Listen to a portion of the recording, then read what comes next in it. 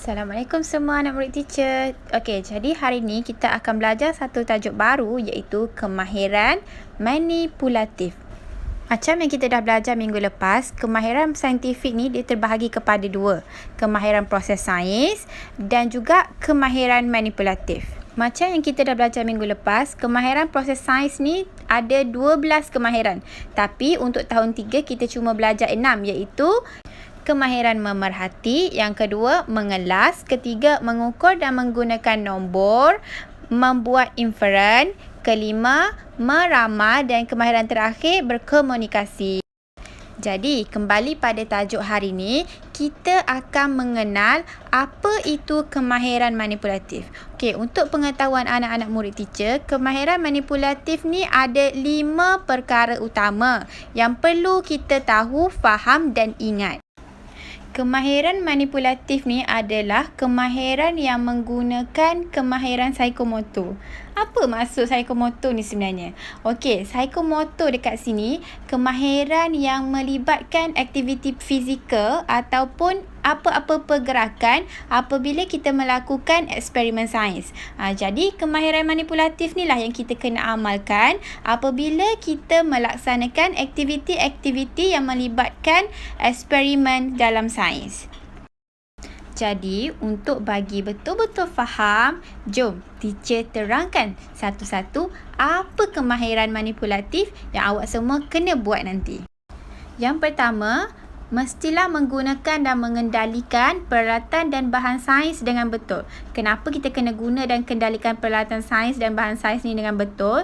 Sebab apabila kita buat eksperimen dalam makmal atau bilik sains, kebanyakan bahan-bahan yang kita gunakan tu berbahaya, jadi kena guna dengan betul. Kemahiran kedua, mengendalikan spesimen dengan betul dan cermat serta selamat. Okey, spesimen ni apa-apa bahan yang kita guna untuk membuat eksperimen. Contohnya macam daun, batu ataupun haiwan. Jadi, bila kita nak kendalikan spesimen ni, kita kena buat dengan betul. Kalau kita guna haiwan, kita kena simpan haiwan tu di tempat yang selamat bagi haiwan tersebut. Kalau kita guna daun, kita tak boleh ambil semua daun. Kita cuma ambil yang diperlukan sahaja. Okay, dan kalau kita gunakan haiwan sebagai spesimen, kita mesti pastikan haiwan tu disimpan di tempat yang dia boleh bernafas. Sebab lepas buat eksperimen, kita akan lepaskan balik haiwan tu. Kemahiran ketiga, melakar spesimen, peralatan dan bahan sains dengan betul. Maksud melakar dengan betul dekat sini tak semestinya kena cantik, tapi cukuplah jelas dan mudah untuk kita faham apa yang kita lakarkan. Seterusnya, kemahiran keempat iaitu membersihkan peralatan sains dengan cara yang betul selepas kita menggunakan peralatan tersebut. Penting tahu untuk kita bersihkan dengan cara yang betul dan betul-betul bersih supaya peralatan sains tu tahan lama dan tak mudah rosak.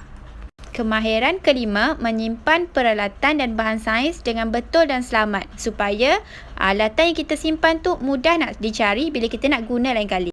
Jadi, kita dah pun belajar kelima-lima kemahiran manipulatif yang penting dalam subjek sains. Tapi, kita ada satu lagi benda yang sangat penting bila kita ke bilik sains, iaitu peraturan bilik sains. Penting untuk kita tahu peraturan-peraturan sebelum kita masuk ke makmal atau bilik sains. Peraturan yang pertama, kita mestilah membuka pintu dan tingkap sebelum memulakan aktiviti. Yang kedua, memakai kasut yang bertutup. Penting untuk kita pakai kasut yang bertutup ni supaya kita dapat mengelakkan kecederaan apabila berlaku kemalangan dalam makmal ataupun bilik sains. Peraturan yang ketiga, mengambil peralatan sains dengan cermat dan tertib.